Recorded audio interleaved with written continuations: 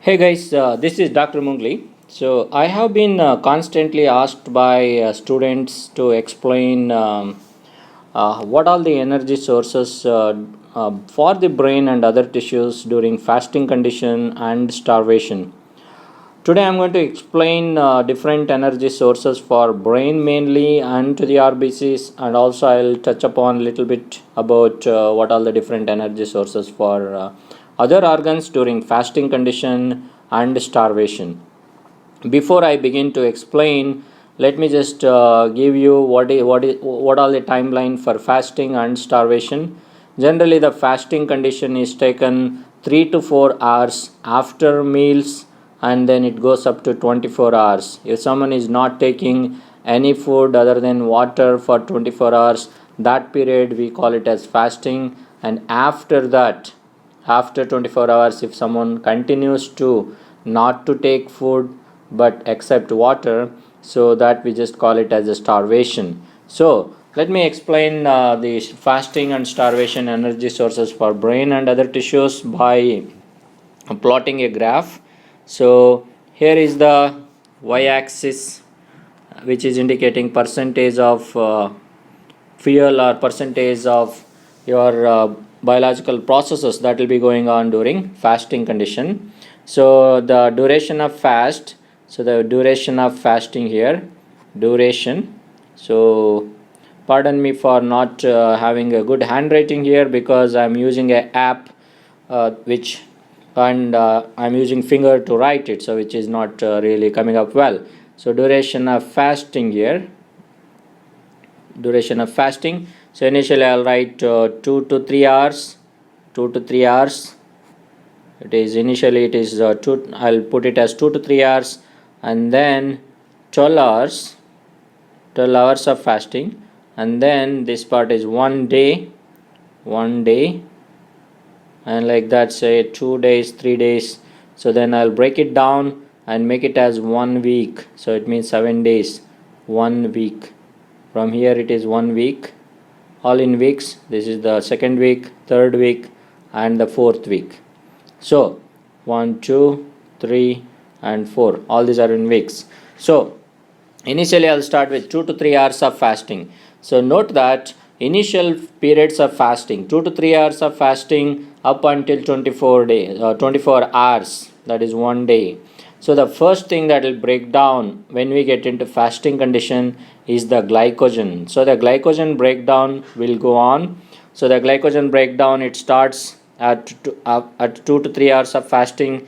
It rises and it peaks by 12 hours, and then it basically depletes by 24 hours. This is what happens. So glycogen degradation, so here is this, let me write it as glycogen degradation. This is glycogen degradation. So the glycogen degradation, it starts at 2 to 3 hours of fasting. It peaks at 12 hours. As you can see here, it corresponds to 12 hours here, and it means that your glycogen degradation is at peak, going at peak level at 12 hours of fasting, and it is completely depleted by 24 hours. Now if someone is fasting, he continues to fast more than 12 hours and 24 hours, so what is the next energy source? Note that whenever we get into fasting condition, there will be hormonal changes in our body, and that is insulin level decreases and glucagon level increases. So whenever there is increase in glucagon, it is going to bring in the catabolic state in our body, and basically we are going to break all the reserves that we have. So the first reserve that is broken down by glucagon mediated action is the glycogen. Glycogen is broken down into glucose 1 phosphate by glycogen phosphorylase enzyme. Furthermore, it is broken down by debranching enzyme, and then that is taken care by glycogen phosphorylase. Now, when the glycogen stores are going down, so there is one more process which will start as the fasting goes, and that is basically the gluconeogenesis. So initially the gluconeogenesis will go on at a lower pace up to 12 hours, and then it starts to pick up. So at 12 hours it will going towards the peak, and it will reach peak by 24 hours, and then it continues for next 7 days. So basically your gluconeogenesis, it steams up at 12 hours, although it starts at 2 to 3 hours of fasting, but it takes its steam at 12 hours and it reaches peak by 24 hours. As you can see here, whenever the glycogen is completely depleted, by that time you have gluconeogenesis, which is taking care of glucose needs of your body. Okay, so what is the substance that is used for gluconeogenesis? So for the gluconeogenesis, it is the protein that is used. So the protein source of gluconeogenesis, initially like from 2 to 3 hours of fasting, then 12 hours of fasting, 24 hours of fasting, and then like 7 days, it is all protein. Amino acids are protein, is proteolysis will go on whenever there is low insulin and high glucagon. Because of this, what happens, the amino acids will be a substrate for gluconeogenesis. So the process that is giving rise to glucose here is gluconeogenesis.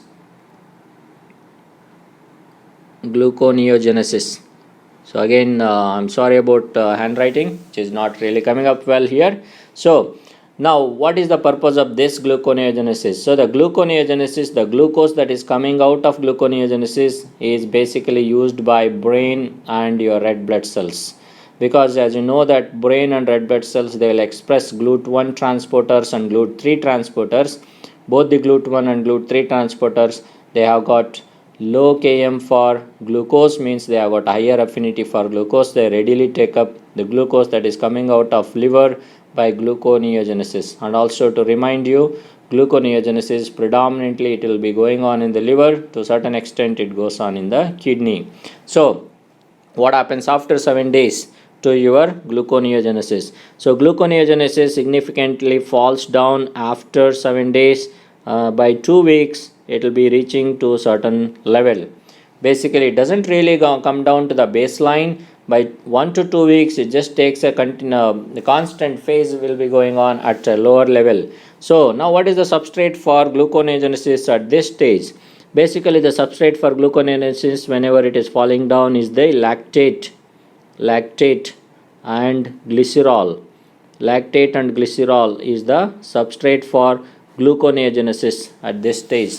So this continues as long as the person is fasting, or as long as he is surviving, or whenever as long as the food sources are taken. So now note that for gluconeogenesis, for every 2 lactates that are converted to glucose, every 2 glycerol converted to glucose, or every 2 amino acids which are converted to glucose, you need 6 ATPs. For lactate, for 2 lactate to 1 glucose, 2 alanine to 1 glucose, you need 6 ATP. Same thing is not applied for glycerol. There will be different number of ATPs that are required for glycerol. I think it is around 2 ATPs, I guess. I'm not sure on that. So now, who is going to provide those ATPs to the liver for conducting gluconeogenesis? So note that whenever we are getting into fasting conditions, so at 2 to 3 hours of fasting, so where the glucagon is increased, glucagon is going to activate an enzyme called hormone sensitive lipase.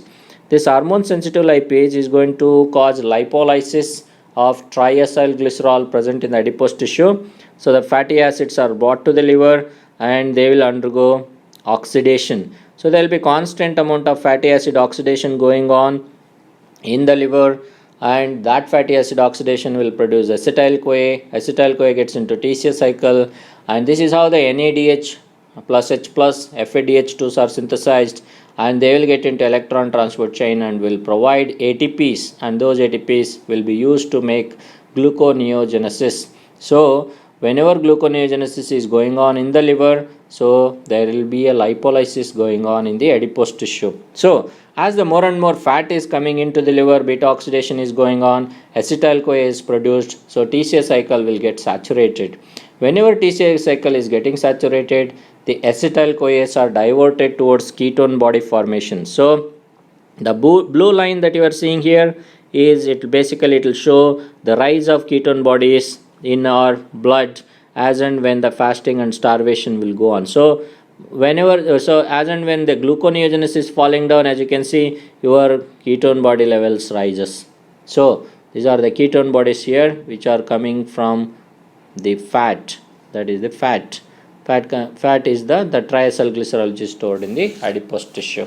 So note that there is a constant rise of ketone bodies from 2 to 3 hours after fasting. So one day, then the 2 days. So as the days increases and weeks increases, ketone bodies become predominant. So what your brain does, so the brain will, so basically brain will start to use ketone bodies at 1 to 2 days or 3 days, basically at this particular phase. So your brain is going to use ketone bodies. It will start using ketone bodies, but it will adapt itself to completely become dependent on ketone bodies after 1 to 2 weeks. So by that time your gluconeogenesis is already coming down. So it means that brain is decreasing the use of glucose after one week. So it is the only reason for this is brain is trying to save glucose for red blood cells. Okay, so because it can now use ketone bodies, red blood cells cannot use ketone bodies. So whatever the glucose that is coming out of the glycerol and lactate gluconeogenesis, it will be used by red blood cells, whereas now the ketone bodies are used by the brain. Now what about the other tissues? What about the skeletal muscle? What about other tissues? What they will use during fasting condition? During fasting condition, your skeletal muscle initially for 1 week, it is basically, it will predominantly, it will be I think not really 1 week, it is around like 2 or 3 days. It is predominantly using fatty acids. From 2 days to 1 week or 2 weeks, basically it will use both fatty acids and the ketone bodies. And later on, say after 2 weeks, whenever the brain is adapting itself to use purely ketone bodies, so at that time even skeletal muscle decreases the consumption of ketone bodies and start using fatty acids. Overall, your skeletal muscle will predominantly use fatty acids for energy needs. Similar to skeletal muscle, even the cardiac tissue and other tissues will also use fatty acids coming from adipose tissue lipolysis for their energy needs. So overall, so during fasting condition and starvation, so initially the glycogen is broken down and that will give rise to glucose 1 phosphate. So all these things are used by skeletal muscle, and in the liver glucose 1 phosphate is converted to glucose 6 phosphate, and then the glucose which is getting out of the liver and used by other tissues like brain and red blood cell. So when the glycogen stores are depleted, gluconeogenesis will go on by protein breakdown and the energy, and that will go on for another 7 days at peak level, and after that it just falls down to a certain range. And during that time the ATP needs for gluconeogenesis will be coming from lipolysis, fatty acid oxidation. So whenever TCA cycle is saturated, so acetyl CoAs are diverted towards ketone body formation. Okay, so this is all about the different energy sources for our brain and other tissues and RBCs during fasting condition and starvation. So it is, first is the glycogen, which is a carbohydrate. Next is the protein, which is conducting gluconeogenesis, and the third is fat, which is basically making ketone bodies in the liver. So majority of these processes, it will be going on in the liver. Okay, that's all about it. I hope you got it. Thank you.